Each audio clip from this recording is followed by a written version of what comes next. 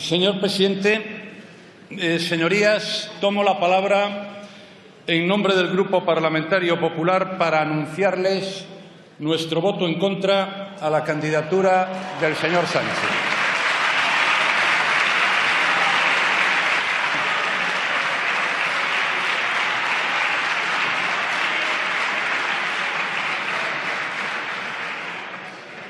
La razón más obvia, aunque no la única ni la más importante, es que se trata de una candidatura ficticia, irreal.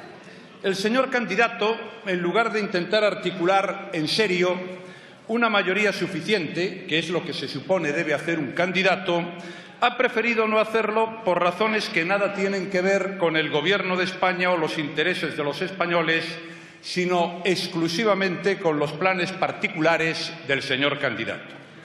En otras palabras, ha venido usted, mejor dicho, vino usted ayer, sin que nadie le hiciera sombra, a presentar una candidatura para formar gobierno cuando en realidad no ha movido un dedo para formarlo. A lo mejor usted pretende...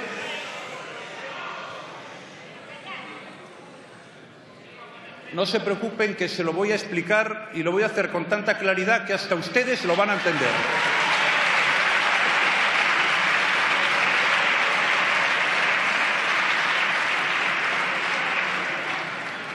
No ha movido efectivamente usted un dedo para formar gobierno y a lo mejor usted pretende que alguien se lo regale hoy. Y la farsa no sería genuina si faltaran en ella buenos y malos.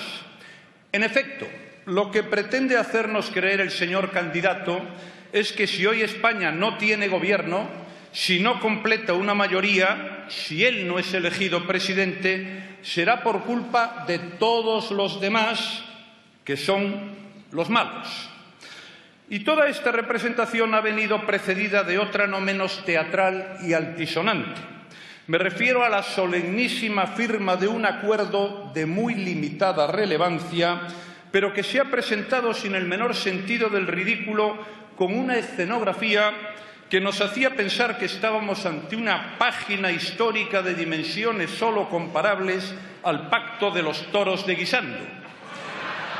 Este gran pacto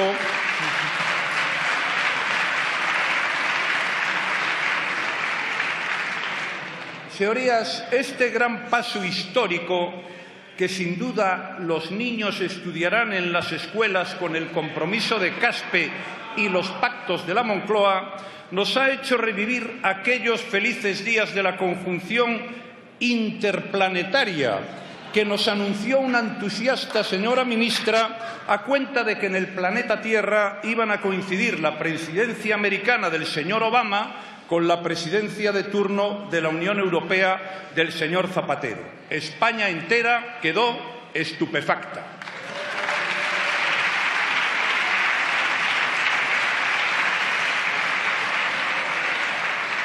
Bien es verdad que aquella conjunción interplanetaria, comparada con la actual, fue muy inocente. Al fin y al cabo, aquella no pretendía engañar a nadie ni dar a los españoles la fraudulenta impresión de que se estaba resolviendo algo. Pero vayamos por partes, señor candidato. Tras una campaña electoral en la que lo más significativo fueron los insultos a mi partido, a mis electores y a su contrincante, que era yo, lo máximo que usted logró fue ofrecer a su partido el peor resultado electoral de su historia. Los españoles, sin duda mal informados, decidieron que usted perdiera las elecciones. Y también, sin duda mal informados, decidieron que las ganara el Partido Popular. Y aquí comienza todo, en la necesidad que usted experimenta ante tamaña descalificación personal de rectificar los errores de los españoles, retorciendo a su conveniencia los resultados electorales. Casi logra hacernos creer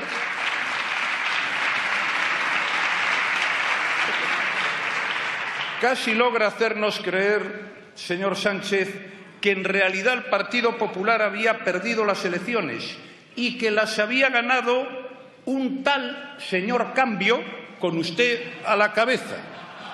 Y lo que vino después no ha sido más que un puro corolario automático de este planteamiento. Lo que más prisa le corría era cegar los pozos de agua al Partido Popular, bloquear cualquier posibilidad de que pudiera formar gobierno, a pesar de que habíamos ganado las elecciones. ¿Y cómo lo hizo? Pues ya se sabe, diciendo no. Me dijo usted no cuando le llamé el 23 de diciembre y lo ha repetido desde entonces hasta la saciedad. Le recuerdo sus propias palabras, señor Sánchez. No es no. ¿Qué parte del no ha entendido el señor Rajoy? Claro que esto fue antes de sus apelaciones de ayer al diálogo, a la humildad y a la mano tendida.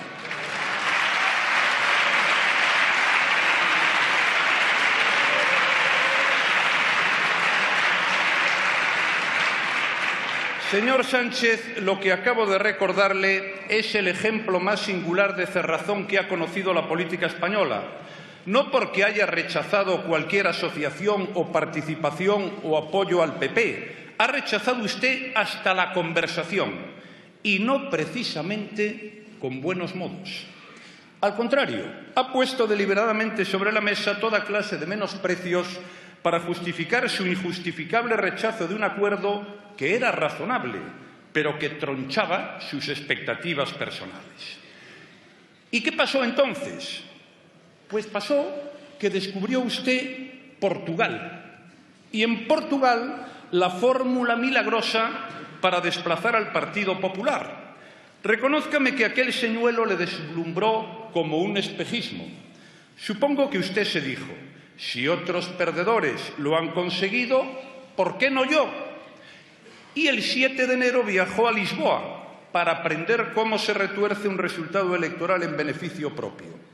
Desde allí mismo nos anunció la gran coalición de fuerzas progresistas, así, con mayúsculas, esa que pensaba formar, y aprovechó para añadir otro rechazo y otra condena al Partido Popular, que, según usted, era el principal derrotado en las pasadas elecciones. Y desde entonces estuvo ofreciendo a los españoles un gobierno de progreso formado necesariamente con Podemos y con sus confluencias, que así se llaman, como la gran esperanza para España, el inicio de una nueva era triunfal que vendría de la mano de su señoría. Y así marchaban las cosas hasta que sus socios de progreso comenzaron a exponer sus exigencias. Bueno, visto que no podía atenderlas, visto que se alborotaban las aguas en su partido, decidió abandonar el sueño portugués y cambiar de rumbo. Y entonces comenzó la comedia que diseñó para asegurarse la supervivencia. Lo natural, incluso lo honesto, hubiera sido que usted comunicara al rey eso tan sencillo de «lo he intentado, pero no ha sido posible». No lo hizo porque no le convenía reconocerlo para no perder el control de la situación. Cuando fue consciente de que no podía formar el gobierno que en realidad quería, decidió apostar por las elecciones y reforzar su posición, dando largas a los españoles para no dejarles margen de maniobra. Y así comienza el vodevil de la negociación a dos bandas, que nos ha tenido entretenidos como una comedia de enredo en un escenario con dos puertas por las que unos entran, otros salen y otros se escabullen. Eso sí, con muchas fotos y con muchas ruedas de prensa. Un buen ejemplo puede ser lo que vimos la tarde del lunes de la semana pasada. Reunión de las comisiones negociadoras de Podemos, Unidad Popular y Compromís con los representantes del Partido Socialista. 23 personas, redobles de tambores y gran expectación, porque se trataba del primer encuentro en serio, decían unos y otros. Pero a la vez, en el mismo edificio, el Congreso de los Diputados, representantes socialistas y de Ciudadanos tenían una reunión más discreta, eso sí. Y al mismo tiempo, y en idéntico lugar, por si lo anterior no fuera suficiente, el señor Sánchez y el señor Rivera aparentan que se reúnen en secreto, pero con el descuido suficiente para que los capten los fotógrafos y las cámaras de televisión.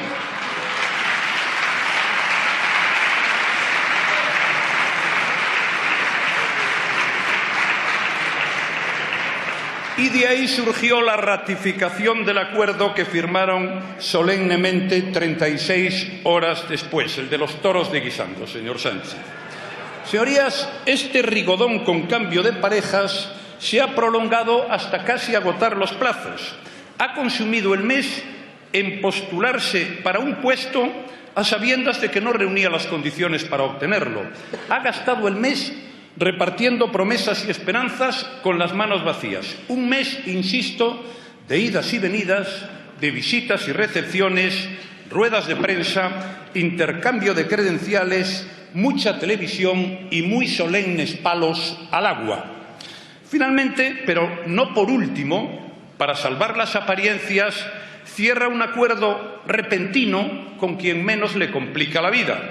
He dicho no por último, porque súbitamente y para sorpresa de socio y de extraños, este mismo lunes decide usted sabotearse a sí mismo y organiza una subasta de última hora prometiendo un sinfín de prebendas para ver si algún despistado se aviene a ampliar el número de sus magros apoyos, pero eso no funcionó por lo que hemos sabido. En suma, señor Sánchez, viene aquí sin gobierno, sin apoyos, esperando que lo demás le arregle lo que usted no ha querido arreglar, porque su señoría estaba pensando en algo que le importa mucho más, su propia supervivencia.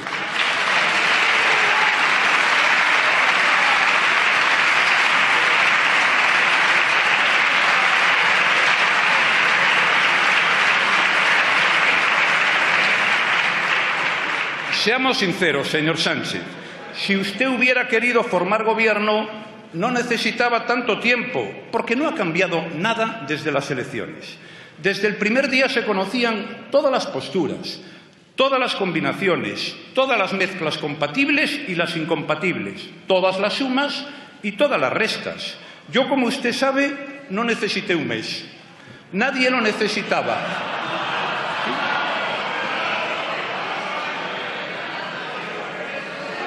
Ya verán cómo lo entienden, a pesar de ser ustedes. Ya verán cómo lo entienden.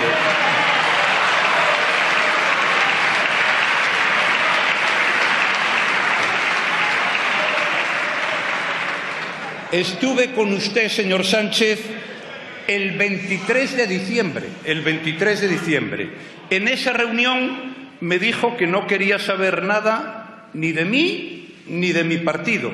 Así pues, en cuanto se constituyeron las cámaras, se celebraron las consultas en la Zarzuela y el rey me lo propuso, le dije que no podía formar gobierno porque usted se negaba a participar. ¿Verdad que lo entienden? Sí, lo entienden.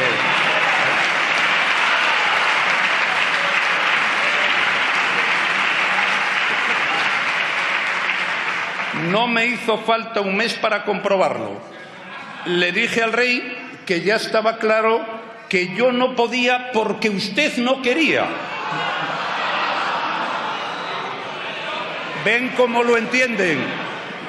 Señorías, no engañé a nadie, señor Sánchez, no engañé a nadie, ni al rey, ni a esta Cámara, ni al conjunto de los españoles, a nadie.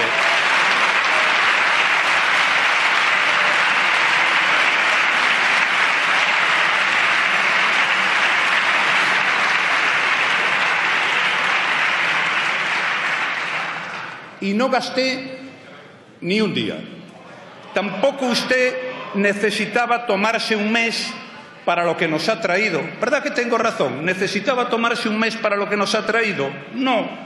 Todo lo que precisaba saber para su gobierno a la portuguesa eran 4 cosas. Si podía cerrar un acuerdo con el grupo de Podemos, que era su socio indispensable. Si los grupos nacionalistas aceptarían la abstención para guardar las formas. Si podía pagar el precio que exigieran todos los participantes en esa Torre de Babel y si para evitar alarmas ese precio y esas hipotecas se podían colar en silencio durante la investidura. Solo 4 cosas, señoría, que se podían averiguar incluso usted en un santiamén. De hecho, todos sabíamos, supongo que usted también, que no podía cerrar un trato con Podemos, que no todos los nacionalistas aceptarían la abstención, que no podían pagar el precio que exigían y, por último, que no podría colarlo de Matute en este debate. En una semana lo supo. Lo que ocurre es que también supo que necesitaba disimular, agotar los plazos e iniciar en solitario la campaña electoral porque estaba en juego su propia supervivencia política. Ahora bien, si está usted representando una comedia, si es evidente que estamos ante una candidatura ficticia e incompleta, no sé bien a qué hemos venido, señoría. Estamos aquí, según indica la Constitución en su artículo 99.2, para conceder o negar la confianza al programa político del Gobierno que el señor candidato pretende formar. Y esto implica varias cosas. La primera, que el candidato cuente ya con los apoyos suficientes para sacar adelante esta votación de confianza y, por tanto, que esté en condiciones no solo de ser elegido presidente del Gobierno, sino de gobernar. Pues bien, señoría, no es esto lo que se propone. Tras escuchar ayer en sesión especial exclusiva el discurso del señor candidato, no sabemos cómo se articula su mayoría parlamentaria, ni con quién piensa gobernar, ni mucho menos sostenerse en el Gobierno. Si esto es así, señoría, repito, ¿qué es lo que estamos haciendo aquí? ¿Hemos venido a ratificar una mayoría o a incubarla? ¿A votar un proyecto de Gobierno o, como su señoría nos ha explicado ayer, a ver si sale?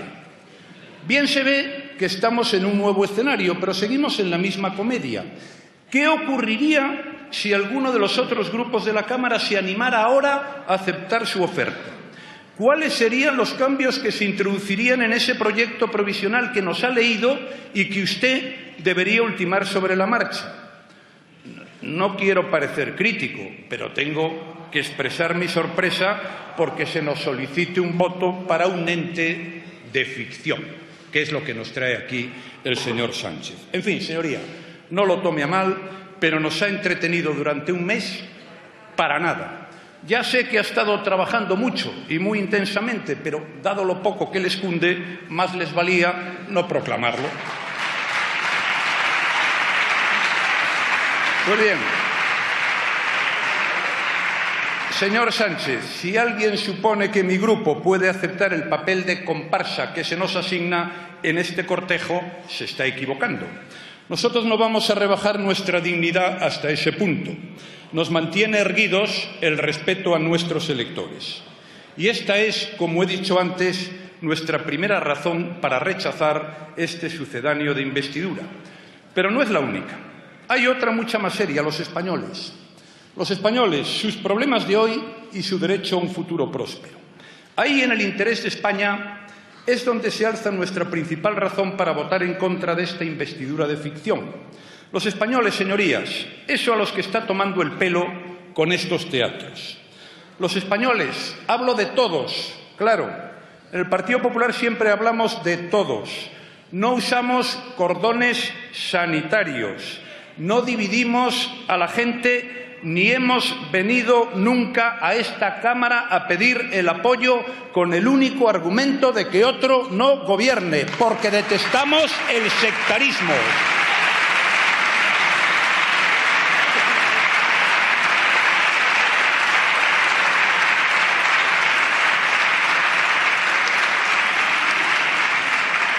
Pedimos el voto para gobernar a todos y defender los derechos y los intereses legítimos de todos.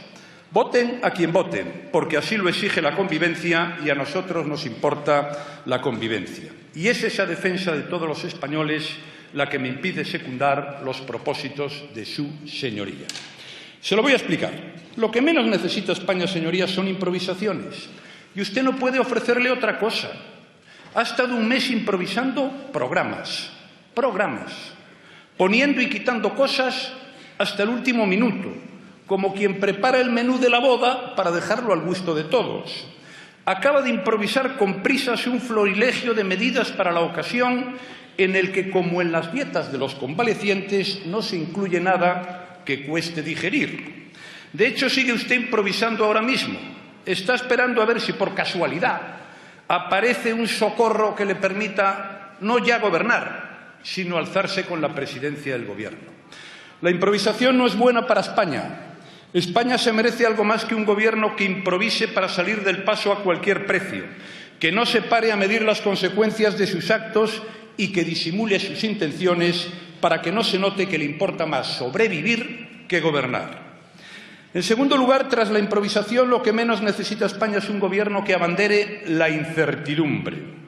Hoy en día, en que la economía española está en marcha, el empleo crece y el país sale adelante, la inestabilidad política que usted prolonga, junto a los desafíos que otros plantean a la unidad de la nación, están llenando de incertidumbre nuestro futuro político y, en consecuencia, el económico.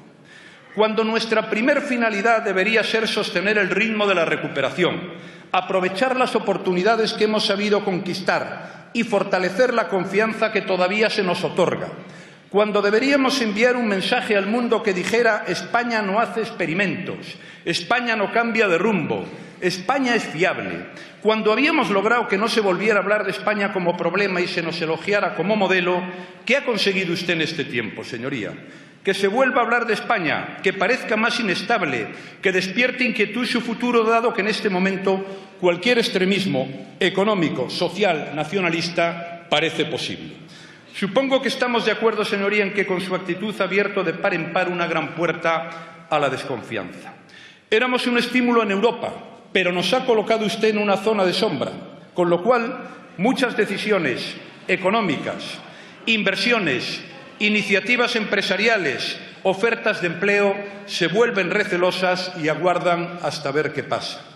Se nos reconocen grandes perspectivas de crecimiento, sí, pero todo el mundo sabe que están ligadas al rumbo actual de la economía española y que son incompatibles con cualquier clase de aventurerismo político. No son aventuras lo que necesita España, y no es usted el mejor situado para extinguir los recelos, porque ni los antecedentes de su partido ni los suyos personales le avalan. No viene usted solo, le acompaña un pasado. Estaba usted entre los que aplaudían ahí la política que nos arruinó. Para gustos están los colores.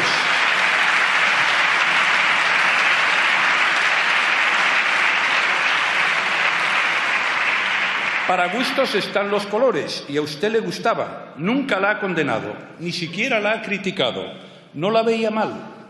No me obligue a comparar una vez más cómo quedó España con ustedes y cómo hemos logrado, a pesar de ustedes, pasar de la ruina a ser la primera nación europea entre las grandes, tanto en crecimiento económico como en creación de empleo. Señorías, el pasado no le avala. Ustedes se enfadan, pero es que los socialistas siempre siembran déficit y paro con la misma naturalidad con la que noviembre trae los catarros y la primavera las alergias. No pueden evitarlo. Lo cierto es que no lo evitan. Les deslumbra el brillo del pan para hoy y no se acuerdan nunca del hambre para mañana. Siembran el país de desempleo, eso sí, cargados de buena intención. Lo malo es que las buenas intenciones no alivian a quienes pierden su puesto de trabajo. Reconózcanme que con estos precedentes debemos ser cautos y no regalar la confianza como si dichos precedentes no existieran. Existen y les aseguro que dejan un regusto muy amargo. Si en estos 2 últimos años hemos sido capaces de crear en España más de 1 millón de empleos netos, en los 2 últimos años de su gobierno, el gobierno al que usted apoyaba, señor Sánchez, el empleo que se destruyó afectó a más de 1 millón de personas. Y si en estos 2 últimos años el paro se ha reducido en más de 1.100.000 personas, en idéntica cifra, pero al revés, se incrementó el paro con ustedes entre 2010 y 2011. Esa es su autoridad para hablar del empleo, la misma que tiene para hablar, como hizo ayer, del déficit público. Le recuerdo, señor Sánchez, ya que usted habló ayer de Europa, que siendo comisario del ramo el señor Almunia, Bruselas expedienta por primera vez a España por déficit excesivo en el año 2009, cuando gobernaban ustedes.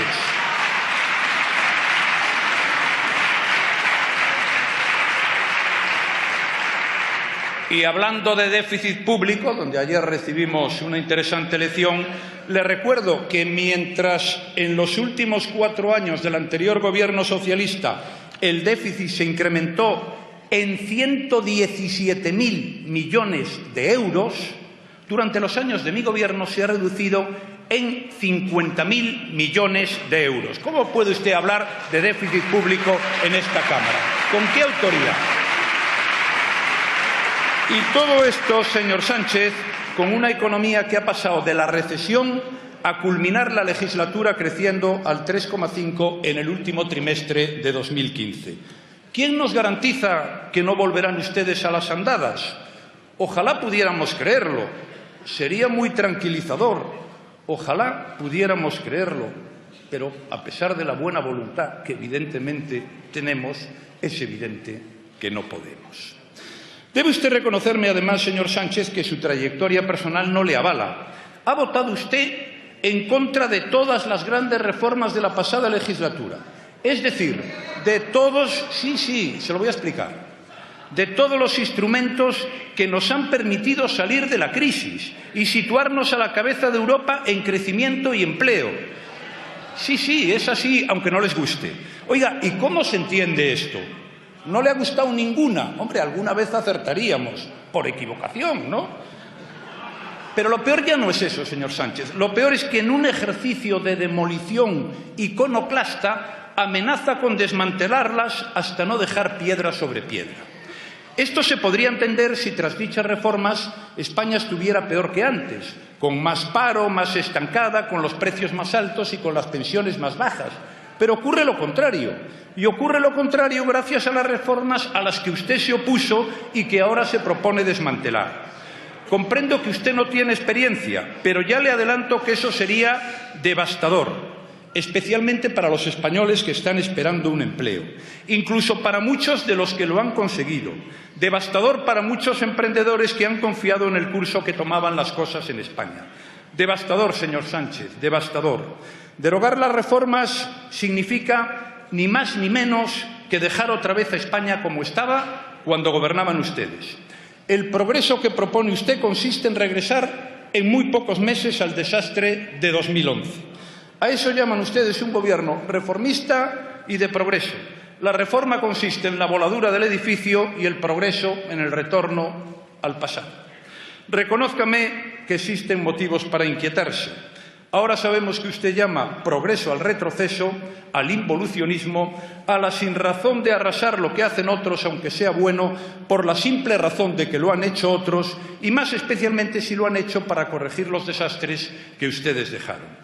Y si a eso le añadimos las vaporosas medidas que anuncia en su discurso y especialmente las que se calla por prudencia, no es exagerado afirmar que estamos ante un programa ruinoso para la economía, disolvente para la confianza y catastrófico para el empleo. Y todo eso con pactos o sin pactos. Señoría, en las condiciones que usted señala, crear empleo es una pretensión imposible. Y no me entienda mal, yo no discuto la legitimidad de su pretensión. Puede ser legítimo que usted pretenda devolvernos a la ruina. Lo que yo añado es que eso no es lo que más le conviene a los españoles. Lo sensato cuando existe un proyecto en marcha, con éxito y con buenas perspectivas, no es desmantelarlo, no es echarlo abajo, no es hacer experimentos, no es ahogar las oportunidades de la gente, sino colaborar con él, aportar lo mejor de cada uno para perfeccionarlo, para acelerarlo, para que si ya era bueno, lograr entre todos que sea mejor. Eso es lo razonable a mi humilde modo de ver. En definitiva, señorías, la razón fundamental para negarle nuestra confianza a su investidura es el eje central de su programa, que no es otro que una contrarreforma de la política económica y social de la última legislatura. Una política que ha hecho posible pasar de la destrucción de empleo a la creación de empleo, del incremento imparable del paro a su reducción, del descontrol de las cuentas públicas a la contención del déficit, de la caída de la actividad económica a su crecimiento. Señorías, voy terminando, pero antes, voy terminando. Permítame, antes de hacerlo, que le reclame un poco de claridad. Ya que han hecho un pacto, ¿por qué no se pone de acuerdo con su socio en lo que son y en lo que dicen?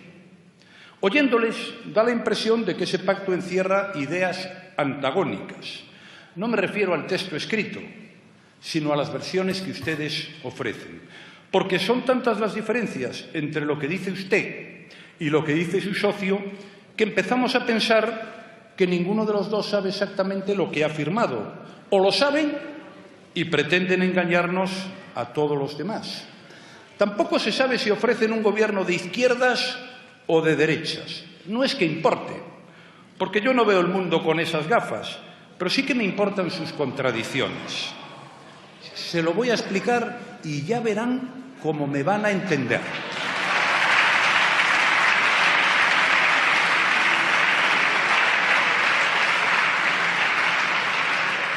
La razón no es la que ustedes están pensando, sino que yo me explico muy bien.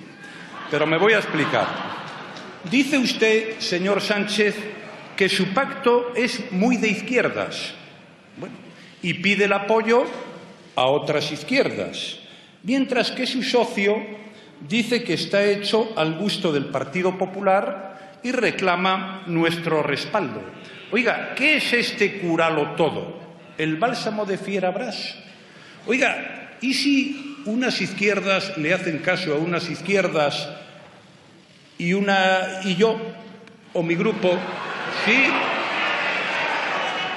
sí le hace caso al señor Rivera? ¿Hacemos una coalición a 4? Esto no es serio, señor Sánchez. Esto forma parte del teatro que nos ha puesto en marcha a lo largo de estas fechas. Para gobernar, también van a entenderme, no basta con amontonar unas cuantas ideas que suenen bien, como quien adorna un escaparate o el árbol de Navidad. Es preciso que las ideas sean coherentes con lo que es necesario hacer y con lo que es posible hacer. Y además que se puedan pagar. Lo contrario es pura palabrería publicitaria. Ustedes primero disparan, luego colocan el blanco donde ha caído la flecha. Así, señoría, acierta cualquiera. Las cosas se hacen al revés. Primero se pone el blanco.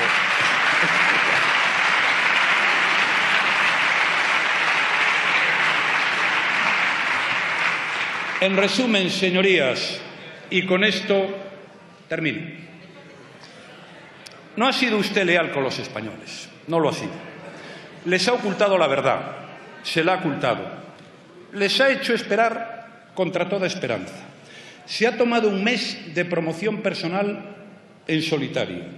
No tiene gobierno, carece de suficientes apoyos y nos expone un programa que no sabemos si considerar un simple trámite de la investidura, un intento de echar las redes para ver qué sale o un adelanto de su propio programa electoral.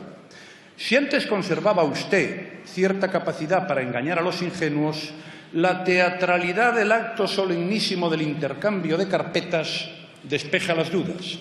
Es evidente, y así lo ha entendido todo el mundo, que su mensaje a la ciudadanía era: declaro solemnemente inaugurada la campaña electoral porque es lo que más me conviene. Señor Sánchez, el diccionario de la Real Academia define la palabra bluff como montaje propagandístico para crear un prestigio que posteriormente se revela falso. Me parece que está muy bien descrito. Por todo esto, señorías, mi grupo cumplirá con su deber votando en contra de lo que únicamente se puede calificar como amenaza para los intereses de los españoles. Muchas gracias.